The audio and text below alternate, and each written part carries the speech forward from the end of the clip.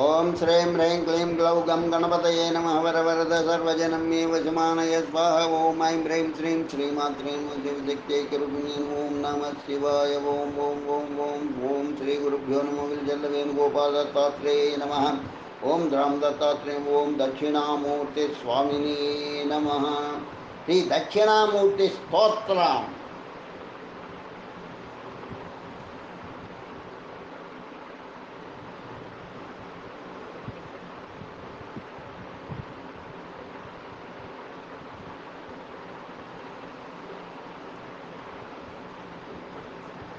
उपासकानां यदुपासनीयम् उपात्तवासं वटशाखिमूले तद्दामदाक्षिण्यदुषा स्वमूर्त्य जागर्तु चित्ते मम बोधरूपम् उपासकानां यदुपासनीयम् उपात्तवासं वटशाखिमूले तद्दामदाक्षिण्यदुषा स्वमूर्त्य जागर्तु चित्ते मम बोधरूपम् अद्रक्षमक्षीण दयानिधान आचार्यमाद्यं वटमूलभागे मौनेन मन्दस्मितभूषितेन महर्षिलोकस्य तमोनुदन्तम् विद्राविताशेषतमो गणेन मुद्राविशेषेण मुहुर्मुनीनां निरस्य मायां दयया विदत्ते देवो महां तत्त्वमसीति बोधम् अपारकारुण्यसुधातरङ्गै अपाङ्गपातैरवलोकयन्तम्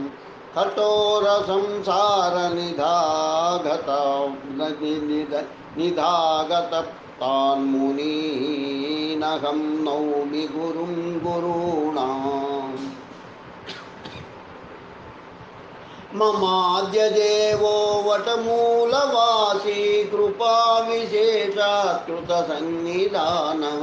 ओङ्काररूपामुपदिश्य वेद्यामावेद्य तद्ध्वान्तमपाकरोतु कलाभिरिन्दोरिव कल्पिताङ्गं मुक्ताकलापैरिव बद्धमूर्तिम् आलोकये देशिकमप्रमेयम्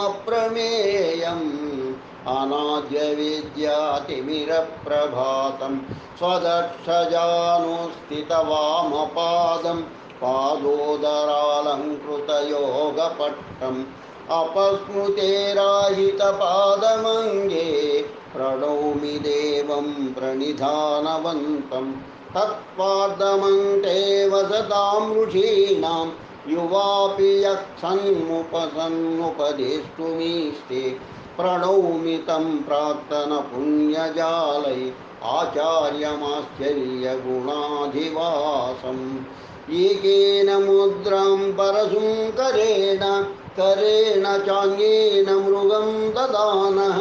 स्वजानुविन्यस्तकरः पुरस्तादाचार्यचूडामणिराविरस्तु आलेपवन्तं मदनाङ्गभूत्य तार्दूलकृत्य परिधानवन्तम् आलोकये कञ्चन देशिकेन्द्रज्ञानवाराकरबाढवाग्निं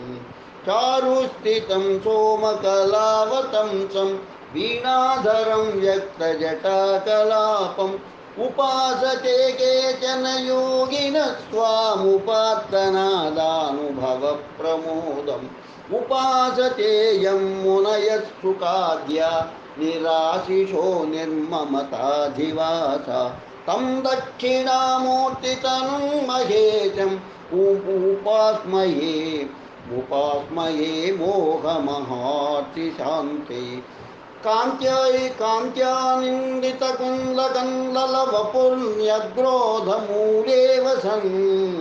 कारुण्यामृतवारिभिर्मुनिजनं सम्भावयन् वीक्षितैः मोहध्वान्तविभेदनं विरचयन् बोधेन तत्तादृशा देवस्तत्त्वमसीति बोधयतु मां